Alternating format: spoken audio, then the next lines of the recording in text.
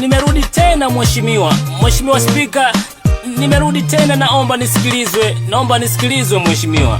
Mheshimiwa Spika, asante kwa kunipa hii nafasi. Kero za jenzi wala so zangu binafsi, basi unipe muda kidogo mnisikilize. Leo usinitoe nje bana mpaka nimalize. Kutoka kwa jenzi ni kero moja kwa moja, ewe mwisho kutumia iPhone 11. Zimekuwa nyingi jenzi wamesanuka, na inavyosemekana zichelewi kulipuka, na watu wa Facebook wameongezeka kwenye soko, na hii ni matokeo ya hizi simu za mikopo. Naomba mwakumbushe sisahau kuna filter wanajirekodi sana, ila sura zinatisha. Squeezy naona wengi wanakimbia VETA, maana squeezy kila mtu yeni content creator. Wengine wangeenda tu kulima mboga, kuuza maandazi au kuendesha bodaboda.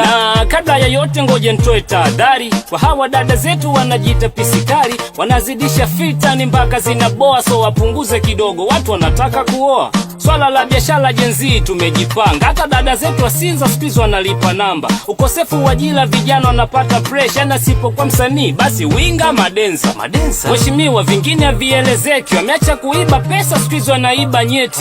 Huku jenzi si tunapitia mengi, huko mjini kila mtu ni pini na laba bendi. Mheshimiwa, mambo mengi tumebeba, bora ushikwe kalio kuliko kushikwa bega. Mheshimiwa, naomba niwie radhi, hizi kero za jenzi naomba uzifanyie kazi mheshimiwa.